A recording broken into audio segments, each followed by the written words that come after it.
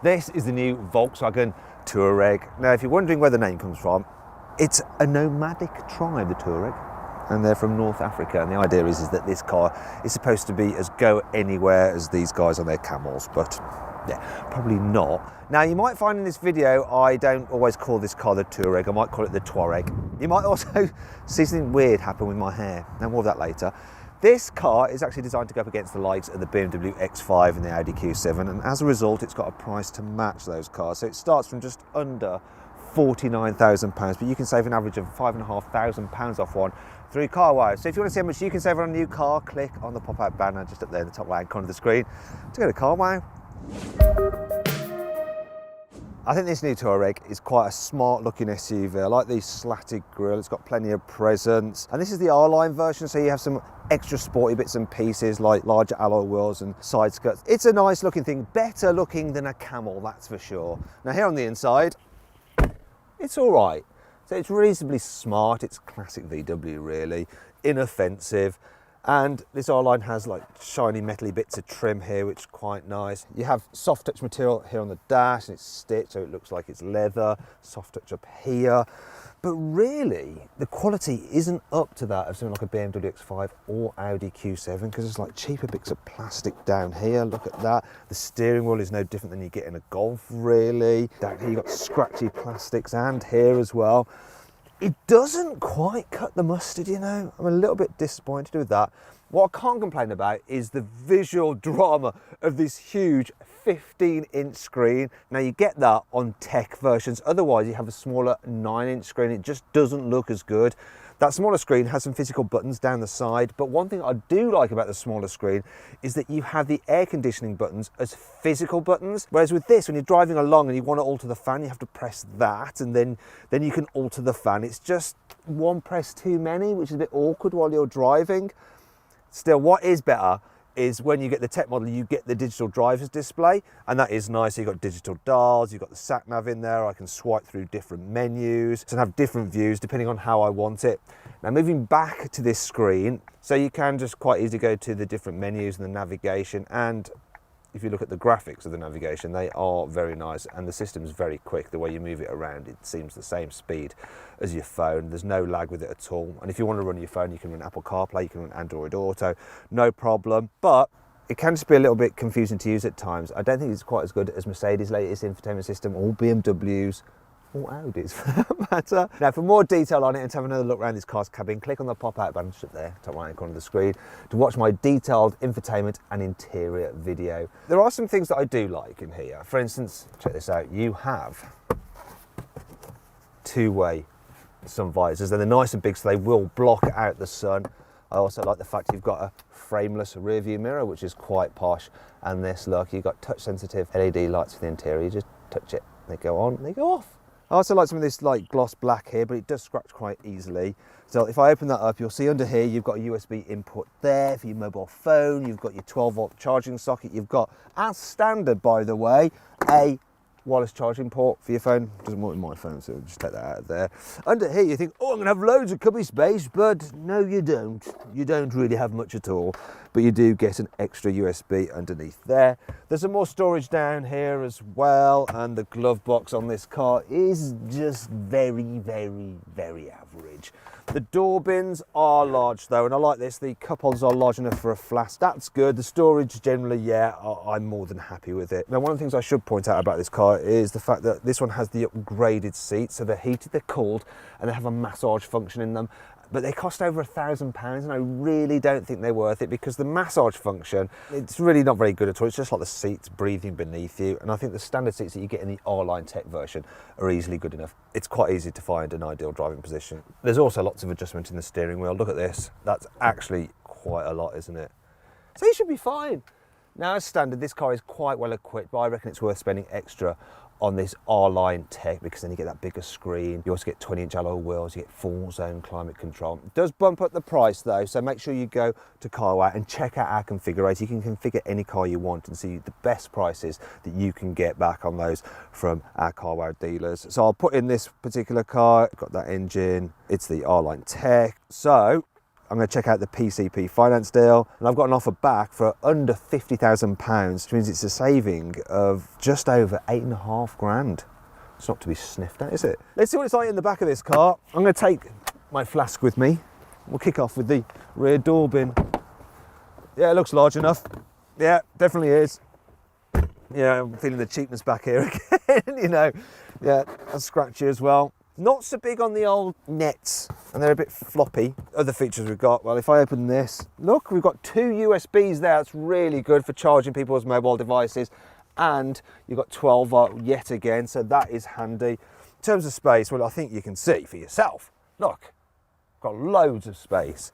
And check this out, I can recline the seats. So they don't recline all that far, and I can slide them as well if I want more boot space or more knee room, and I can slide my feet under the seat in front as well, so plenty of room to stretch out. If you need to carry 3, this middle seat does feel a little bit high, so for adults it's all right, it's doable, but it doesn't feel quite as roomy with 3 in the back as an Audi Q7, even though underneath the skin this shares many of its parts with the Audi Q7.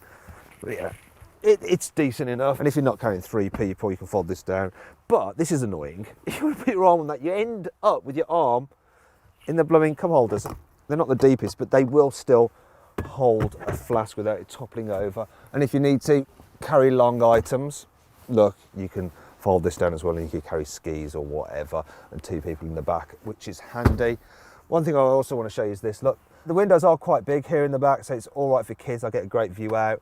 And once again, touch sensitive lights like that, and a little coat hook there as well. And you've got ventilation, which is really handy, so you can blow cold air in your face if you want to, or warm air. So nice and roomy here in the back, very, very practical.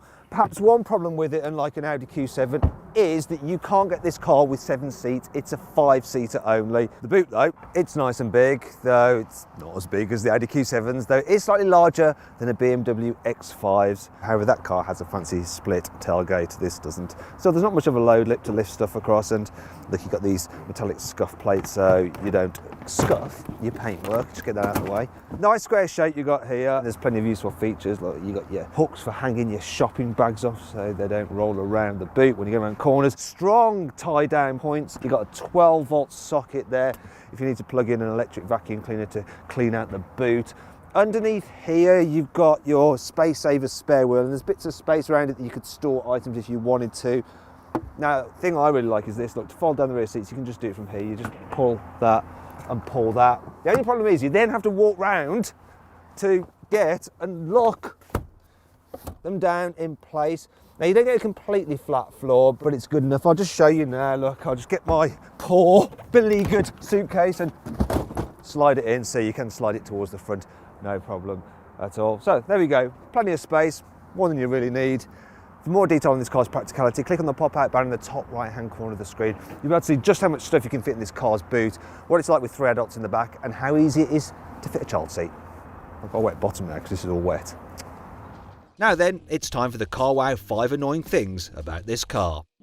While these vents here on the left-hand side of the car do a job, the ones over here, look, are completely fake, look a bit rubbish. You can't fool the Car Wow stick of truth. The blind for the panoramic glass roof makes an annoying whining sound when you operate it. Listen. And it lasts for seemingly ages because the roof is so blooming big.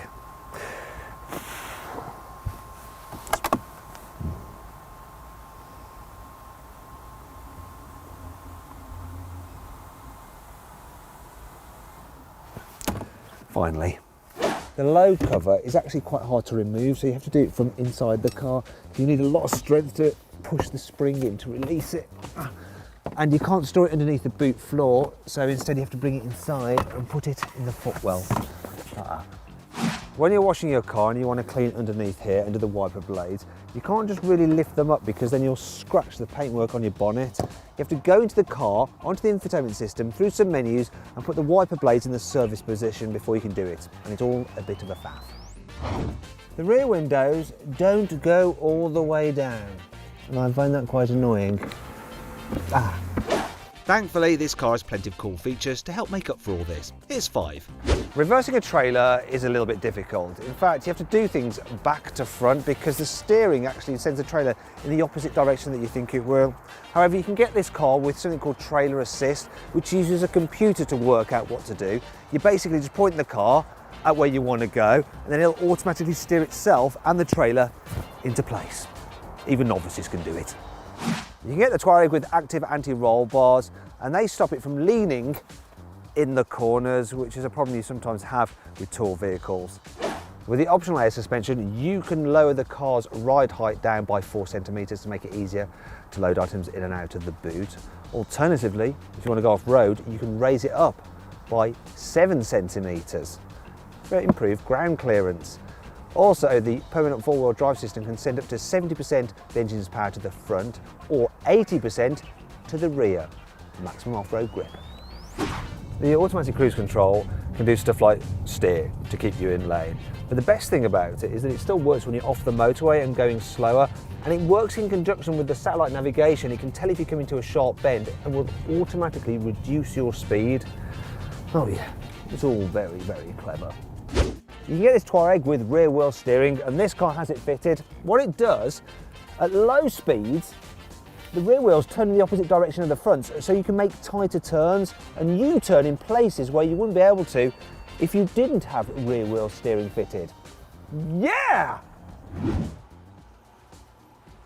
One of the main things you notice about the Touareg when you're driving compared to some other SUVs is that you don't seem to sit quite so high. I mean, you are raised up, but the way the seating position is quite low in the car, the dash quite high and the windscreen quite narrow, you just don't feel like you're sitting on this car. You feel like you're sitting in it. In some ways that's good. In other ways, if you want to look down on other people, it's not quite so good. Something like a Land Rover Discovery just feels so much higher in terms of how you sit. Visibility's all right though, not too many blind spots, big back window, lots of glass, especially if you've got this roof, lets lots of light here to the inside, so it feels airy and nice. When you're just driving along, the suspension is pretty good at dealing with bumps, but I suggest you upgrade to the optional air suspension. It just helps the car float a lot better. The steering's nice and light, the brakes, they're smooth, not too grabby, but they're strong enough to stop this car when you need it to be stopped. The only issue I have is the gearbox. So let's say you're pulling up to a roundabout, you suddenly need to like jump across it, you floor it. Did you see how long that took? There was like a pause of what seemed like about 3.5 hours. Now you can put the gearbox into sports mode, and even then it's not quick to respond. And you don't want to be driving around in sports mode, do you? Because it always holds one gear too low, so the engine's revving unnecessarily. Speaking of the engine, this is a 3-litre V6 diesel. It's on with 285 horsepower. Once it's going, it's quick. It's reasonably smooth as well. You can get a lower powered version of it, but I won't bother, I'll just get this one. And some other choices which will be added to the range include a 4-litre V8 diesel, which will be quick, a V6 petrol, which will be thirsty, and a plug-in hybrid, which will be expensive, though that one you'll be able to drive it for short distances on electric power alone. Now when you get out on the motorway, yeah, this is a great cruiser. It's reasonably quiet and effortless. It'll be great for just wafting up and down the motorway. So what happens when you get this Touareg out on a twisty road? Well, you got 4-wheel drive grip, which is good and reassuring, and it goes where you want it to go, and it's good in the bends, more than adequate. Doesn't quite have the same element of sportiness or fun that you get with the BMW X5, but do you really want that? If not, you're gonna be just fine with this car. Absolutely fine.